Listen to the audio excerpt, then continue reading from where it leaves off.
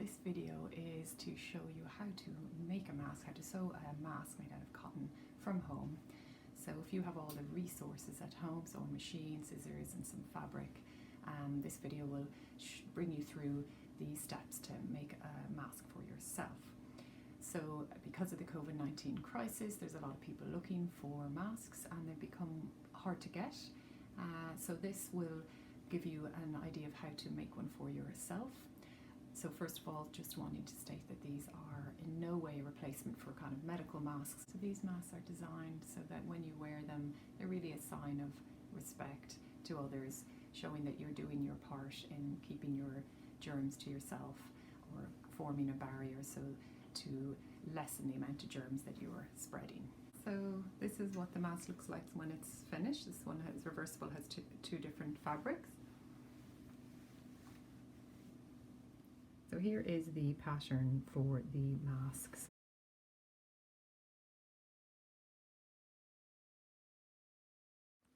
I'm folding my fabric here and I am placing my pattern this way along it.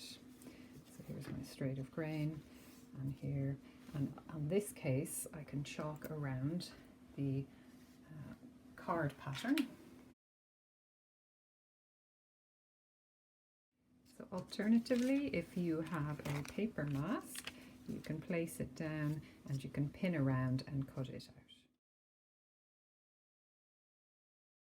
So I have my mask cut out, the outside and the lining fabric, and I'm now going to place them right side to right side, and the first step is to sew along this line here. So remember to place them right side to right side. And the seam allowance is 1 centimetre on this pattern. So your next step is to stitch along this curved part of the mask. I would recommend pinning just a few pins in, as it is a curve and your fabric might slip around. Always pin in a perpendicular direction to the way you are sewing. So pins go in that way so you can take them out easily as you sew. So place this in the sewing machine. Have the edge of the fabric line up against the 1 centimetre seam allowance line on your machine. Take out your first pin and we're going to start stitching and back stitch at the beginning and then stitch away.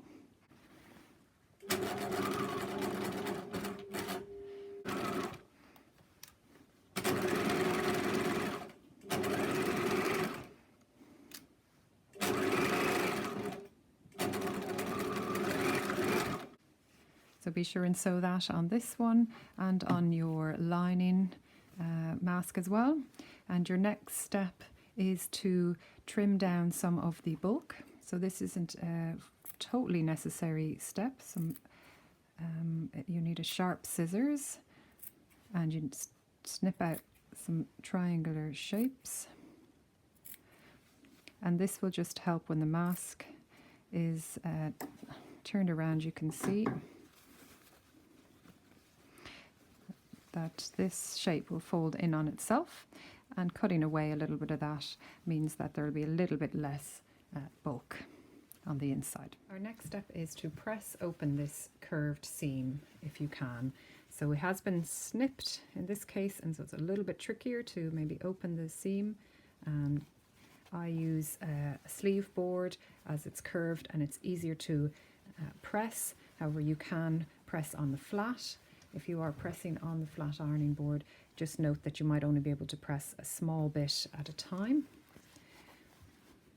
So open that up and with your iron, just press a little bit.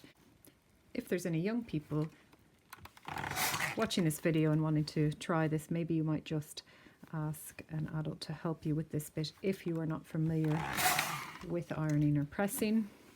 You can see that you need to be very careful of your fingers.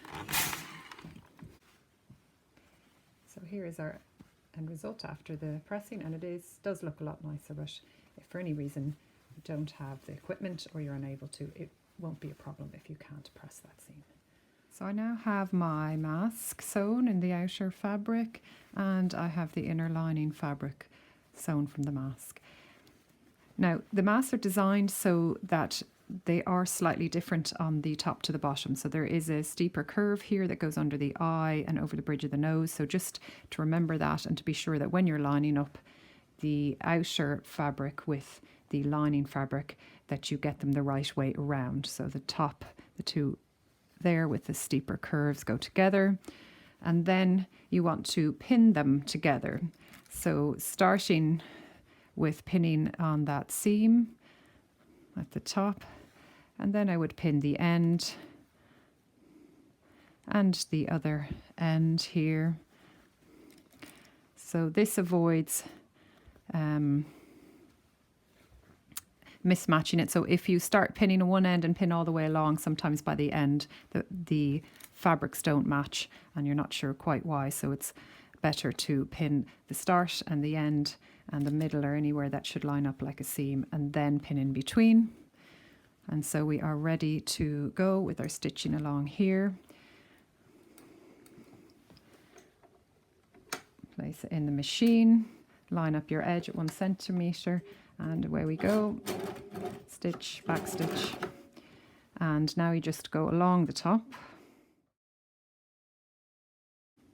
So the top line is been stitched all the way along, and now we're going to pin and stitch the bottom.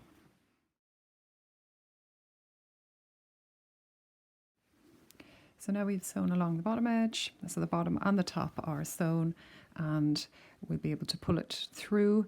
But one thing you can do before you pull this through to the right side is you can do a little bit of snipping. My background is fine finish sewing, so I'm used to that, so I like to do what I can to have the best finish on things. So this would be something I would do to release the tension on the seams, as these seams will be folding back along a curve, and they'll hold some tension if you don't snip. This is not a necessary step, but it might give you a slightly better result. You do need some sharp scissors to snip along. Just a few snips there, and you can also reduce a little bit of the bulk there. These seam allowances, you can snip them down like so. So when we go to fold it through to the right side, just start like that and pull it all the way through. So now we have the mask pulled the right way around, and we can see the edges are curving in. So just to give it a finer finish again, we'll just press all the way along the edge so it sits nice. So again, I will use the edge of the sleeve board here, but you can go flat on the iron board if you like, or any flat surface, and I'm going to press along the edge. So what I'm going to do with my fingers, I'm going to roll the fabric like that so the edge sits nicely, and then I can press with the iron. So if there's any young people watching, just maybe get somebody to do this for you, or get some help with it, or be sure someone is watching over, as your fingers actually do need to be a little bit close and you need to be very careful.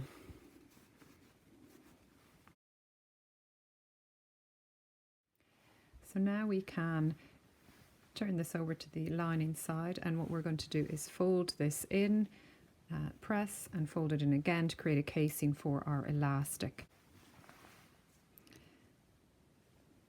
So if you like, you can measure 1.5, press, and the 2 centimetre there. But it isn't an exact measurement, as everybody's faces would be different width, so there's a bit of room for adjustment there in the measurements. I would recommend folding over a large enough amount, just because it's physically easier to manage. If you're trying to fold over a tiny little slim piece and a little slim piece again, in terms of the ironing and the sewing, it's more difficult. So I've just designed it to be a little bit easier for people to manage. So our next step is sewing the elastic and inserting it into our casing before we stitch it up closed. You may need to take your own measurement to see what length you need to fit around your ear. For mine, 19 centimetres for the medium size has worked out fine. So we're going to cut 2 lengths, one for each side, and we're going to stitch them together into a circular shape and then place it in here. Now you may not have elastic at home. If you have something else like hairband, you may be able to use that. You could also maybe, if you have some clothing that you are throwing away that have elastic inside, you may be able to unpick that and use some of the elastic from that. So this step, the stitching of the elastic, can be a little bit tricky, particularly if you have such thin elastic like I have here. So if the elastic is a bit wider, it might be easier, although the thinner elastic is probably a bit more comfortable behind the ear. So we first place it, overlap it like this, and we're going to place it in the sewing machine and just stitch. Now there's a couple of ways you can do this. You can just simply stitch across,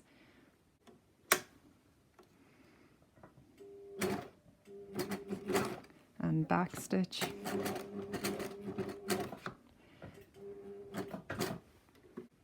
so stitching across will stitch it together. Once you stitch over and back a few times, I would recommend doing maybe a couple of them, at least 2 or 3 lines. So here's an example of stitching the zigzag. And place the elastic in, lined up on top of each other, and stitch along.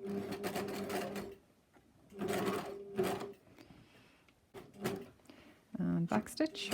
And I am pulling the elastic a little bit here. So that is stitched along, zigzag and back, so it is a little bit more secure. But we're going to insert the elastic in here, like so. And we're going to stitch down along. So again, you might like a pin or 2. Place it in. This is 2 centimeters, so you can use a 2 centimeter guide. Just stitch maybe slightly inside that, and we're going to stitch along the edge of this. Back stitch.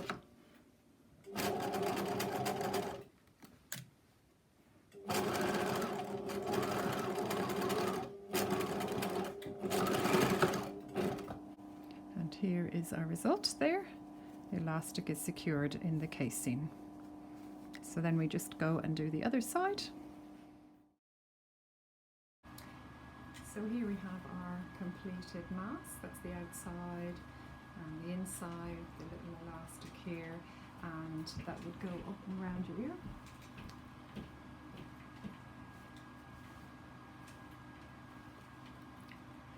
Okay, so there would be one alternative as well. If people don't like the feeling of it going around their ear, or if it was something that you would be wearing for a long time, you might like to string the elastic through here so that it would go around your head, and you see then it can go around the head.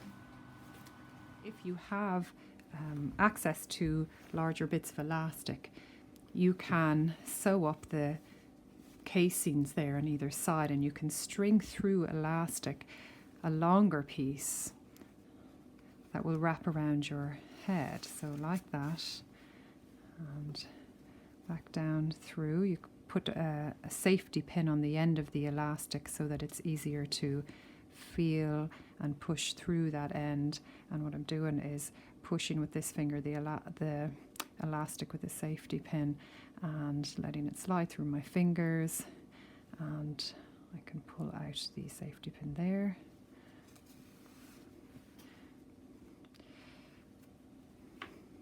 And then you can measure how much elastic you need to go around the head, a bit like how much you need to go around the ears, and you can then stitch that together there. So here is the completed mask in 2 different forms, one with the elastic that goes around the head and the other with the elastic that goes around the ear. You can see there is lining fabric on the inside there. Of course, they can be reversible, so you could wear them either way around. Okay, so thank you for watching, and good luck making your mask.